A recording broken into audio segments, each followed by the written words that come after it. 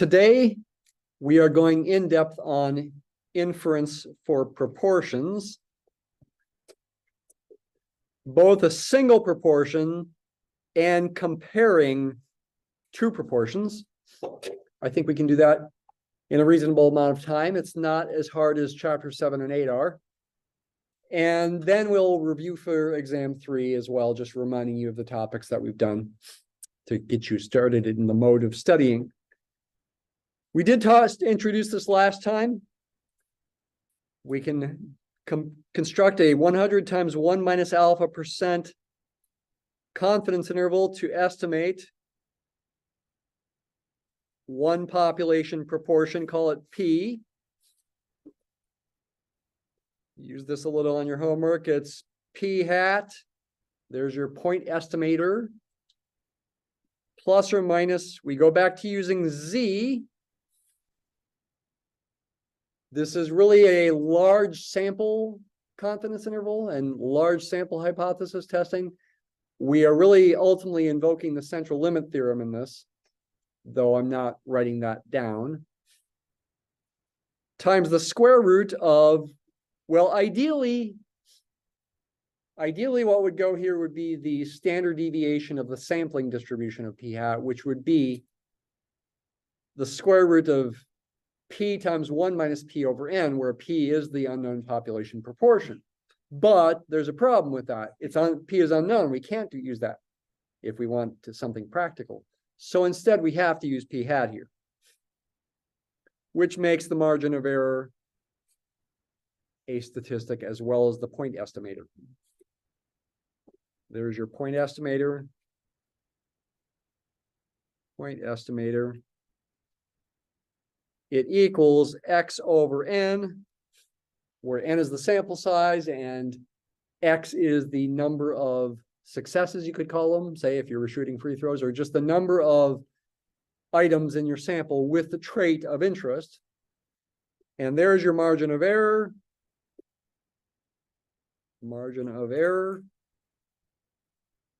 This is a statistic as well. So from sample to sample, if you did many samples of the same size from the same population, you would get different answers, right? I've mentioned this before. Different samples give you different confidence intervals. Which one's right? They're all right.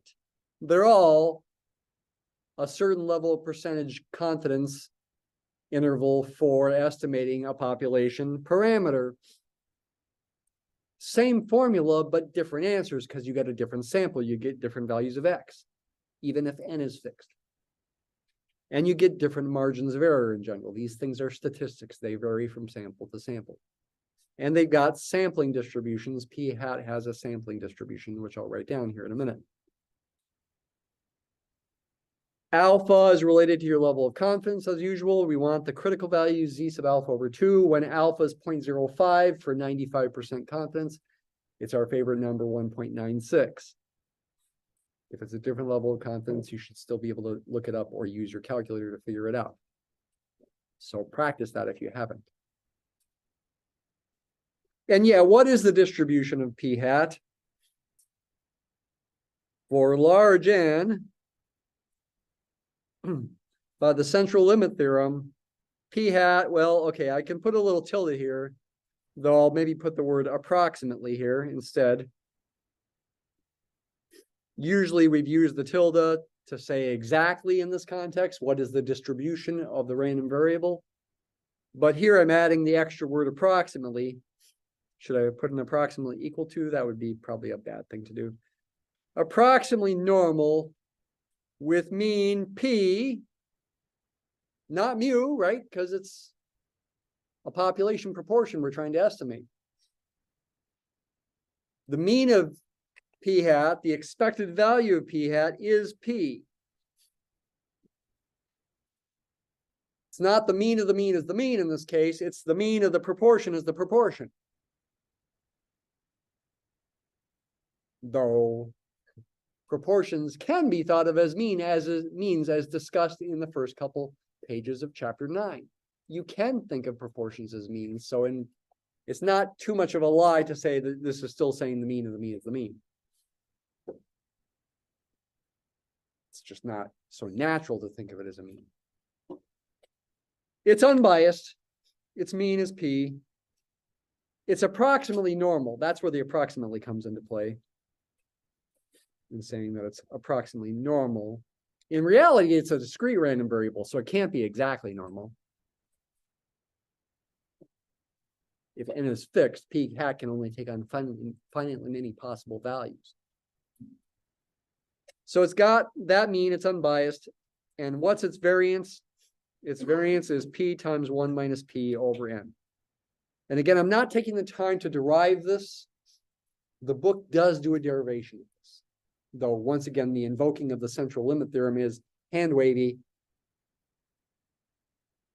Because what does large n mean? You know, that kind of thing. It's not precise. Thought it might be good to illustrate this with a spreadsheet.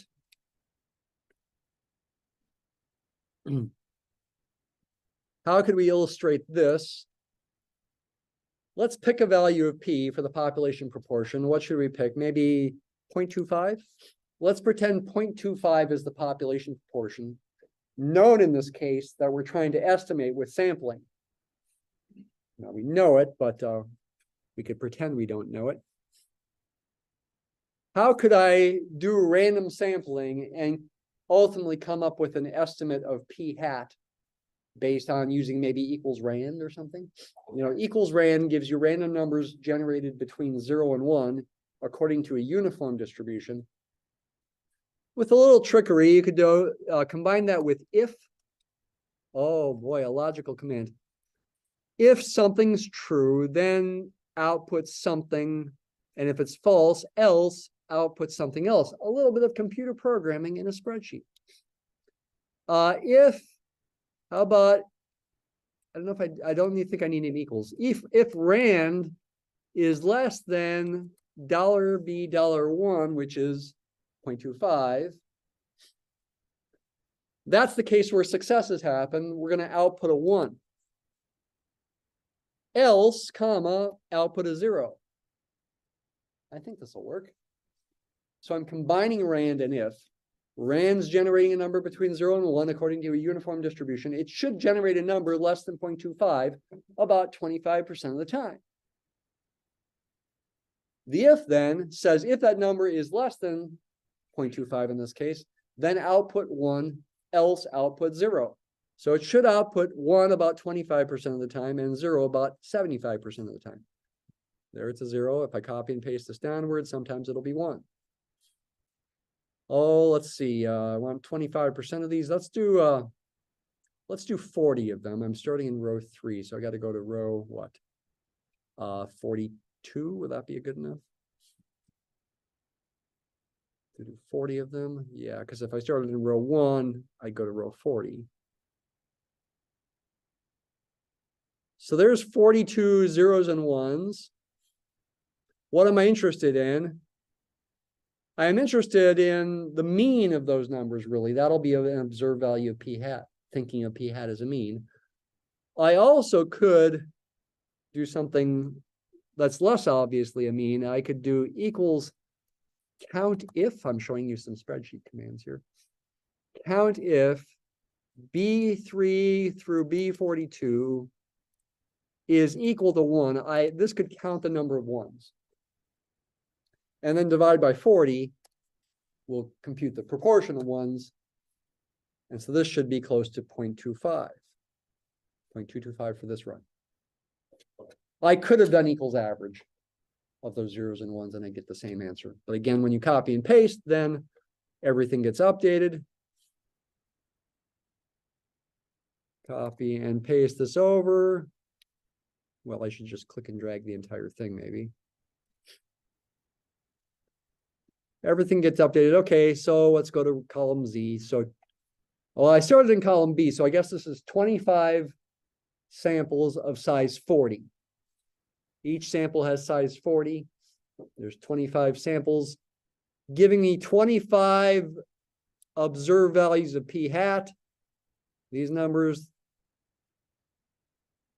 I could make a chart, histogram, insert, chart, histogram. Hopefully it doesn't look too far from normal. Okay, it's not great, but we can continue to cheat our way toward making it look better by redoing the simulation. That looks a little bit better. Okay, idea being helping you believe that p hat in the end has a normal distribution centered at 0.25. Yeah, that doesn't look too bad. With a variance, what would the variance be? Well, let's do the standard deviation. Standard deviation would be equals square root 0.25 times 0.75 divided by 40, about 0.07. Okay, that's terrible. Two standard deviations would then be about 0.14. Come on, look normal. If you had more samples, it would look more normal. Okay, close enough. 0.25 plus or minus 0.14 would put us between 0.11 and 0.39. Almost all the data is between 0.11 and 0.39. Yeah. Using the 68, 95, 99.7 rule, or if you want to think of it as the two standard deviation rule of thumb as well. So that all that is just to illustrate that. But more officially, we are applying the central limit theorem. Yeah, the variance of p hat, you could write down is p times 1 minus p over n. And so the standard deviation of p hat, we might prefer writing it this way, is the square root of that. And effectively, we're estimating this with this thing. That's an estimate for sigma sub p hat. Okay. But use the formula. Okay, it's not too hard to use. What about hypothesis testing? We're testing a null hypothesis that, remember, never, ever, ever put statistics here. Always, always, always put population parameters. So I mentioned last week, you should never, ever see X bars here. You should never, ever see P hats. P equals something versus an alternative hypothesis that is either right-tailed, left-tailed, or two-tailed. I'll write all three here, but of course, in any one hypothesis test, it would only be one of them. It could be P is greater than something, P is less than something, or P is not equal to something. What is that something? It depends. I'll call it P sub 0 or P naught. It's one of these three.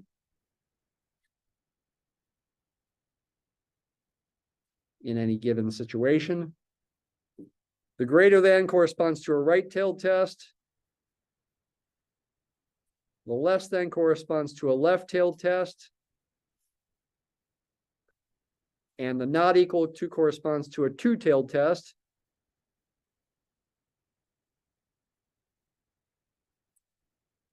Of course, you could call the right-tailed test and left-tailed test, you could call those one-tailed tests. 1 and 2, to contrast it with the two-tailed test. Say we were doing a right-tailed test. Well, okay, let's write down the test statistic first. The test stat. Again, by the central limit theorem, we use Z. Could we use T? We just don't. I mean, you could try to use T, but the idea is that's less accurate, so to speak, because of the central limit theorem. But it wouldn't be too inaccurate if we used a large number of degrees of freedom. But we might as well stay simple here. Your test statistics, whether they are Z or T, always end up being ratios. The numerator is always either X bar or P hat in this case, minus a null value. mu zero when testing a mean. Call it p zero when testing a proportion. Divide by, well, effectively the standard deviation of the sampling distribution of p hat. And remember, with hypothesis tests, you are giving the null hypothesis the benefit of the doubt. Just like in a courtroom, you should give the defendant the benefit of the doubt, right? They're innocent until proven guilty. Doesn't mean they are innocent. It's just the assumption you're supposed to make. So in doing hypothesis tests, yes, you have a research hypothesis that is the alternative, and that's what you might hope is true. But when doing the test, philosophically, you always need to assume the null is true. You only reject the null in favor of the alternative when the evidence against the null is strong. Just like we only convict a person on trial if they are guilty without a reasonable doubt. Not just if there's some evidence against them, it's got to be a lot of evidence. It's very, very similar to the philosophy of putting somebody on trial. The null hypothesis is the assumption of innocence. The alternative is the assumption of guilt, you might say. But if we reject the null, then we're saying they're guilty. We're convicting them. So it's going to be effectively this thing, except what should I replace p with? P hat? No, don't replace it with p hat here. We did with the confidence interval because we had to. Because we didn't know p. I mean, you could assume p is something, but the purpose of the confidence interval is to estimate p, so don't. Okay? But down here, when you're doing the hypothesis testing, we're assuming the null is true. We're assuming p equals p sub 0. So replace p with p sub 0. This is all logical to it. There is a logic, but it's tricky logic. Lots of little subtleties you got to think about. If we figured out a critical region, say in terms of z ahead of time, based on alpha, a level of significance, we would reject the null if the z test stat is in the critical region and fail to reject it if it's not. But you can always do the p-value approach instead. The p-value for, let's say, something specific here, for a right-tailed test. I also could think about the p-value for a left-tailed test and a two-tailed test. Call it p is a probability. It's a probability of observing a z statistic value as extreme or more extreme as what you actually observe when the null is true. Now this z stat, I've written as a capital Z here, trying to emphasize it as a statistic, but when you compute it, you would typically call it little z. And when you compute it, you get some number here. If I'm going to write this as a probability statement, I'd need to write a capital Z here greater than or equal to some little z, where little z is what you actually compute, assuming the null is true. This would be the computation or the computed value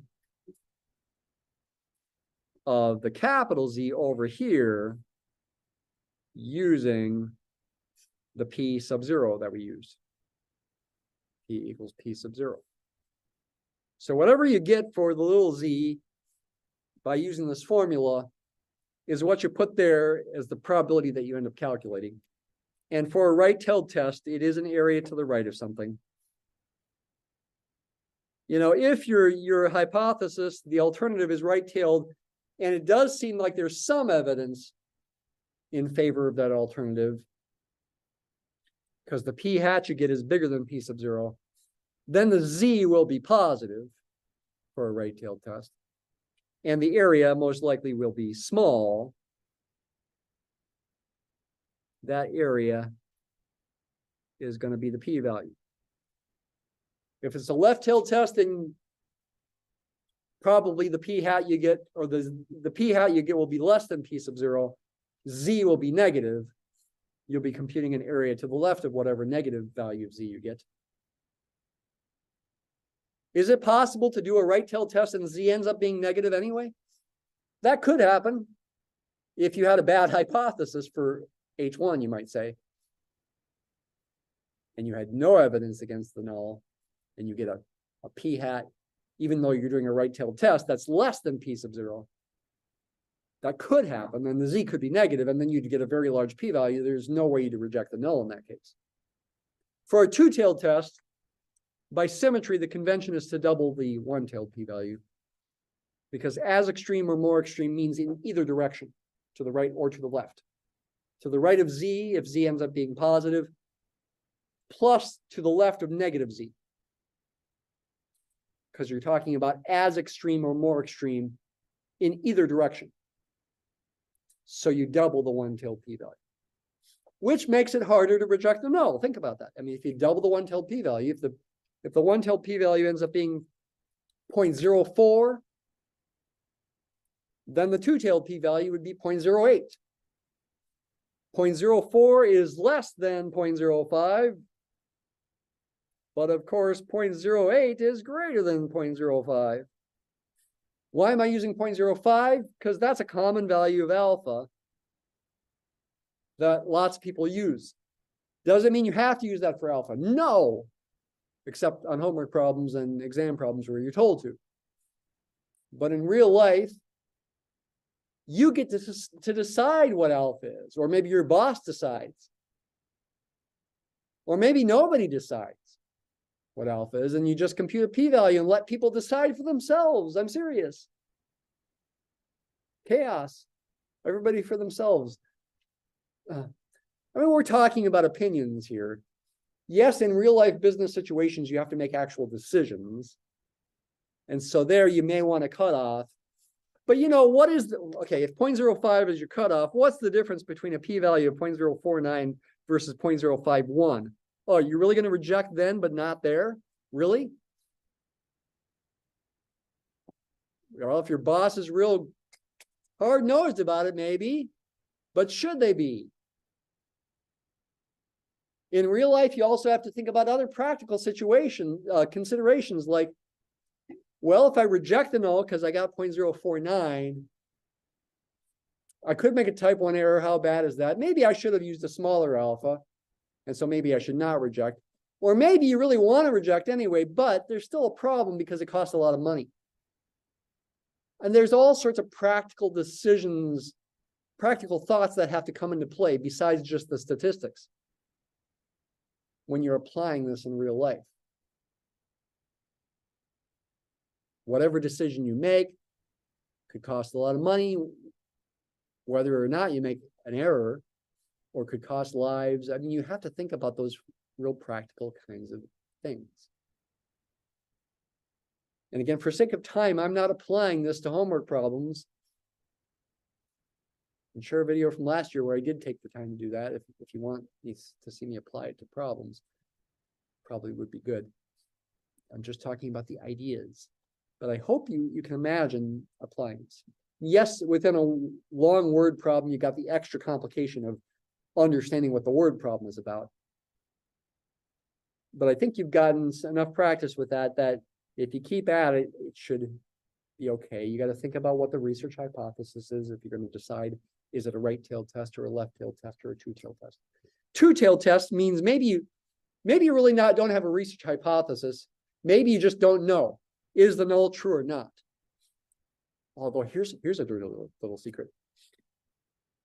If you're doing a two-tailed test, p equals p sub 0 versus p does not equal p sub 0, guess what? There's probably no chance that the null is true.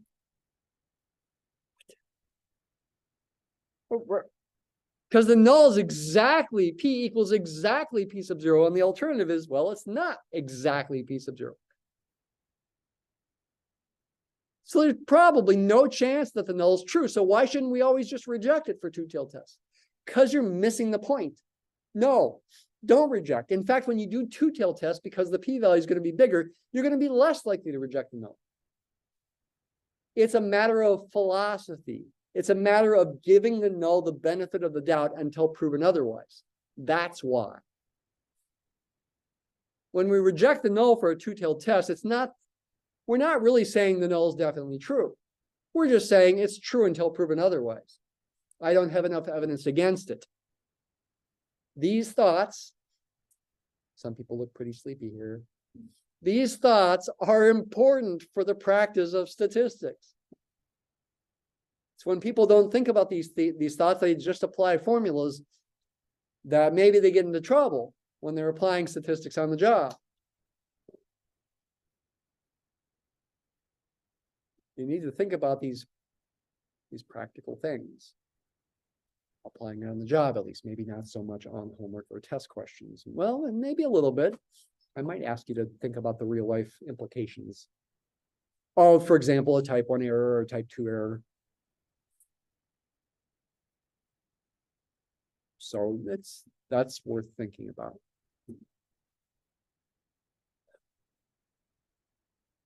There is another formula, or a couple more formulas in section 9.1 that I haven't mentioned. There are formulas for finding sample sizes to get certain margins of error. The book in this context calls the margin of error D. I think they use the letter D for distance. Okay, we'll use the book's letter D. I've used E so far.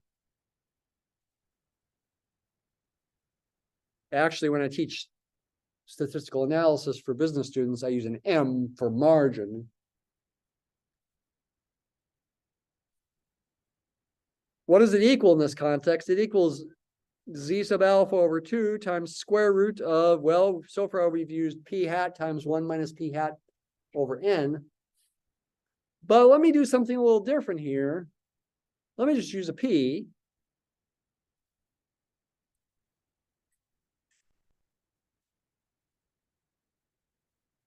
If you happen to know P, I guess you could call this not a statistic, but a specific number. And the margin of error would not be a statistic anymore, but that really wouldn't make much sense, because then we would know P, and so why would we use a confidence interval to estimate P? But bear with me. My goal here is to say, what should N be to get a certain margin of error?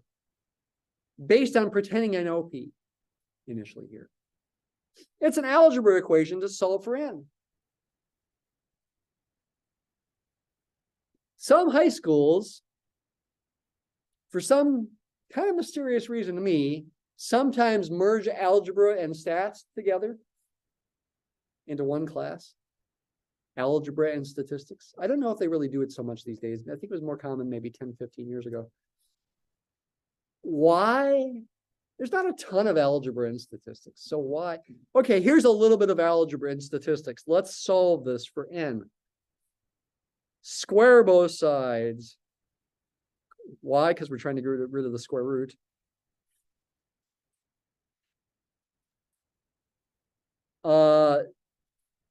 I guess I'm trying to isolate N. Maybe I could just multiply both sides by N and divide both sides by D squared. Sure.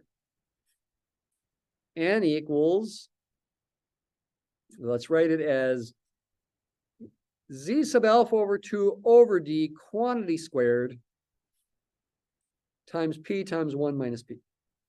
A couple algebra steps, thus justifying the entire high school course, algebra and statistics merge course.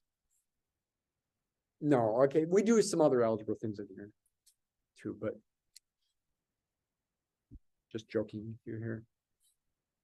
So what's this formula? This formula is supposed to give you the sample size necessary, N, to get a specific margin of error, D, for a confidence interval based on a given alpha, and pretending you know P. But how is that useful since you don't know P? Well, you could pretend this. You could pretend you knew P in the past, maybe, and you've got a good estimate for P based on some past information, maybe a past value of P hat that you thought was pretty good. But now circumstances have changed, and you're trying to find a new value of P using a new confidence interval based on a new value P hat, based on a new sample of size N, but what should N be? You could use the old value of P from the past if you think P has not changed too much. To me, I find that a little bit silly. So instead, another alternative here is to try to make this quantity as big as possible by picking P to make this quantity as big as possible. P is between 0 and 1. What value of P will make that as big as possible? It's a calculus problem. Think of this as a function of P. Call it G of P. P times 1 minus P. P minus P squared. Oh, fun. Take its derivative. Why? Because we're trying to find the critical point to maximize this. Set it equal to 0. Solve for P. Get P equals 1/2. Oh, okay. The graph of this as a function of P is an upside down parabola. P goes between 0 and 1. It's maximized at 1/2. You could have done that without calculus. So the point is, I can make this quantity, P times 1 minus P, as big as possible by taking P equal to 1/2. And if P is 1/2, this gives 1/2 times 1/2, 1/4. If P equals 1/2, then N becomes Z sub alpha over 2 over D quantity squared times 1/2 times 1/2 is 1/4. Or since 1/4 is 1/2 squared, I can bring the 4 into the fraction in here as a 2 and use this formula instead. And to tell you the truth, I like that formula better because I'm just a little bit more cynical, you might say, about using the other formula, pretending you know P when you really don't. So this formula is what I'd use instead. What could come up on the test? Well, theoretically, either formula, though I'd be more likely to give you a question using this formula. This formula always gives you a bigger answer than this one does. And so you might say using this formula plays it safe, or as I phrase it, plays it conservative. Can you play it liberal? Conservative doesn't mean politically conservative here. It means I'm playing it safe. I'm using a bigger sample size than I might need in reality to get a specific margin of error. That plays it safe. Of course, there is a cost to this. It makes N bigger. It means you, well, it could cost more time and money. But I figure you might as well spend a little extra time and money and play it safe. I think this is especially important when doing polling, especially for elections, right? And you see the news come across the ticker, such so-and-so is leading with a certain margin of error. Okay. You better use a sufficiently large sample size to be pretty sure about that margin of error. And to play it extra safe, this is not guaranteed to be a whole number. Okay, so pretend it was, let's do an example. Pretend we're after 95% confidence. So Z sub alpha over 2 is 1.96. Pretend we'd like D to be 0.01. Then I'd be dividing by 2 times 0.01. I'd be dividing by 0.02. 98. Okay, square that. Okay, I guess that gives a whole number. You want a sample size of 9,604. Okay, pretend D is 0.03. 2 times 0.03 is 0.06. Okay, square that. I do not get a whole number. I get 1,067.1. So should you round the answer to 1,067? No, round it to 1,068. Round up to play it safe. Really? Will I get docked a point if I don't round up to 1,068? Maybe a half a point. Actually, I dock the statistical analysis students a full point because I emphasize that a ton with them. Yeah, there's not a ton of difference between using a sample size of 1,067 and 1,068. But to use this formula and say I want a whole number value and I want to guarantee that the margin of error is less than or equal to D, round up, even though that's closer to 1,067, use 1,068. I think you can remember that for the exam. Okay, round up. It's more significant if the n is smaller, but humor me, okay. Show me that you paid attention in class today. The rest of chapter 9, which I guess I'm not going to test you on Thursday, is about comparing proportions.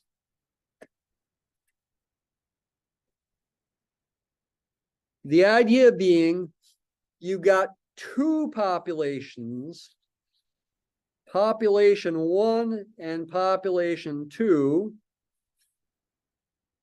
that have two separate populations proportions, P1 and P2, that you would like to compare. How do you compare? Take two random samples of sizes, say N1 and N2 from each population, and not just two random samples where each data value, you might say, is independent of each other data value within each sample, but independent samples overall. So these two samples are independent of each other. Why assume independence? Because that's what we always do, because it makes the formulas nicer. These are going to be independent random samples from these two populations of possibly two different sizes, N1 and N2. And based on those random samples, compute two sample proportions, P1 hat and P2 hat. Compare P1 and P2, the unknown population proportions, the parameters, by comparing the sample statistics, P1 hat and P2 hat. And the formulas for P1 hat and P2 hat are just what you'd think they'd be. X1 over N1 and X2 over N2. But how do you compare them? Well, the simplest thing to do is to just look at the two numbers. Are they the same or are they different? In all likelihood, they're going to be different, right? It's going to be very unlikely that P1 hat would happen to equal P2 hat. So you're most likely going to get two different numbers here, leading you to say P1 and P2 are different. But wait a minute. I mean, these are going to be different because of randomness. Maybe they're different, but they're close together. Maybe this one's 0.23 and this one's 0.232. Is that enough to say, based on random sampling, that P1 and P2 are truly different or not? And if they are different, how different are they? Maybe we need a confidence interval and a hypothesis test to address those kinds of questions. But what do we need? Two different confidence intervals? Could we get away with one confidence interval? Yes, you can. Because you can come up with a 100 times 1 minus alpha % confidence interval to estimate a single parameter, the single parameter being, say, P1 minus P2. Why would we want to estimate P1 minus P2? Because it's a way to compare them, P1 and P2. If our estimate, our point estimate, say, happens to be positive, that would lend some evidence to P1 being bigger than P2. And maybe that's all you care about. If we get a negative point estimate, that would be some evidence that P1 is less than P2. What's your natural point estimator? How about P1 hat minus P2 hat? I'll use parentheses here to estimate that one quantity is an estimator for P1 minus P2. But you don't have to use parentheses when you use it. plus or minus a margin of error. Margin of error is going to be a critical value times a, well, at least an approximation of a standard deviation of a sampling distribution. This is your point estimator for P1 minus P2. It is an unbiased point estimator. Unbiased. Can I spell unbiased? Unbiased point estimator for P1 minus P2. By the way, you should be able to prove that on the test. Or really? What's the proof? Okay, I'm showing you right now.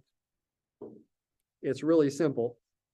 Expected value of P1 hat minus P2 hat by linearity of expected value is this difference. And well, by assumption, this expected value is P1 and this one's P2. Done. Okay, there's not much to do there.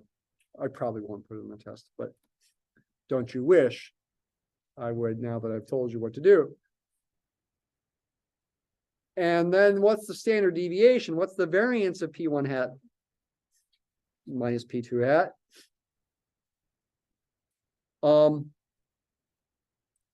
It's the sum of the variances of P1 hat and P2 hat. What? Really? Is that a typo? Sum? First of all, this is based on independence. And it is using properties of variances to convert this minus sign to a plus sign, because with the variance of a constant times a random variable, the constant gets factored out as a squared, c squared. The constant here with this minus sign is really a -1, and when you factor out the -1 and square it, you get +1. It can't possibly be a minus sign there, because if it were a minus sign there, you'd be in danger of the variance being negative. And that can't possibly happen. If anything, it's got to be a plus sign. And it is a plus sign when you assume independence. And so all this ultimately means, I'm not gonna write out the formula there, but it ultimately in the end means with the standard deviation, you're going to get a square root of a sum of two things. Technically, the sum would be involved P1 times 1 minus P1 over N1. This is analogous to the 1 proportion case, plus P2 times 1 minus P2 over N2, but I don't know what P1 and P2 are, so I can't do that. So I've got to use P1 hat and P2 hat. So this is really an estimate for the standard deviation of the sampling distribution of P1 hat minus P2 hat. By the way, P1 hat and P minus P2 hat is also approximately normal by the central limit theorem when n is large. So there's your formula for a confidence interval. I'm just showing it to you. Again, I'm not going to test you on this. I just made an executive decision in the last 5 minutes to not test you on this. But I wanted to show it to you. You can also do hypothesis testing.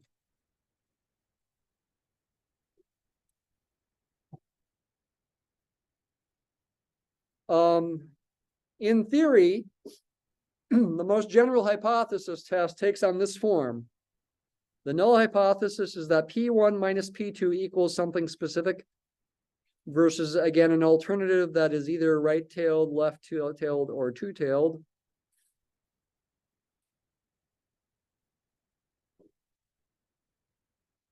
What goes over here?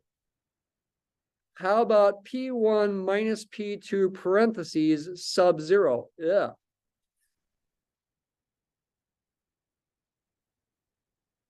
What is that? Well, in practice, it's just some specific number that you happen to think, well, that's what you're testing. This, the null hypothesis that P1 minus P2 is some specific number.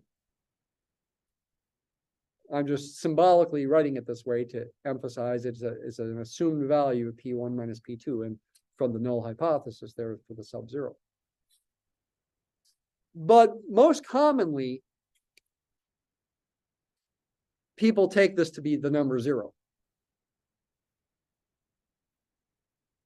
Because really you're ultimately most commonly interested in whether P1 and P2 are equal or not. And if they're equal, if the null is that they're equal, then P1 minus P2 is going to be 0. So most commonly, you replace those numbers with 0 and in fact write these hypotheses with P1 on the left and P2 on the right.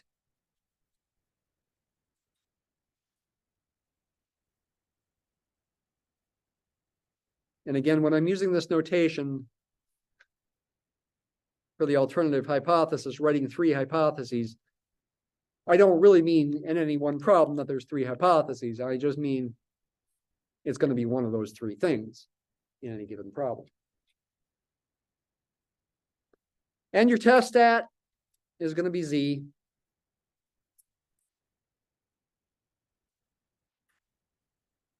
And in the most common situation, P1 hat minus P2 hat minus the null value is going to be minus 0. So you just put P1 hat minus P2 hat in the top. But there's really a minus 0 there. On the bottom, however, something slightly tricky happens. You end up writing square root of P hat times 1 minus P hat times in parentheses 1 over N1 plus 1 over N2, where what is this P hat? P hat is the pooled proportion. What is it going swimming? No, it's combining, it's pooling together the 2 samples into one big sample and computing a new proportion based on that. You could write its formula as x1 plus x2 over n1 plus n2. It also turns out that equals n1 times p1 hat plus n2 times p2 hat over n1 plus n2. It's easy to verify these are the same thing, because that's x1 over n1 and this is x2 over n2.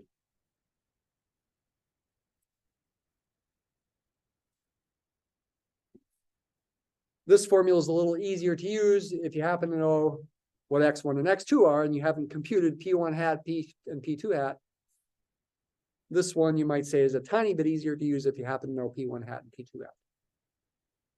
Why do you do this? You only do it in the most common situation. You don't do it in this situation.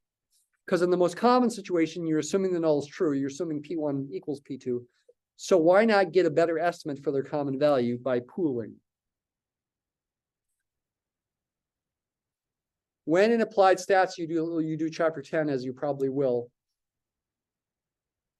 in comparing 2 means, you will also, in certain circumstances at least, do some pooling, get a pooled variance and a pooled standard deviation in chapter 10.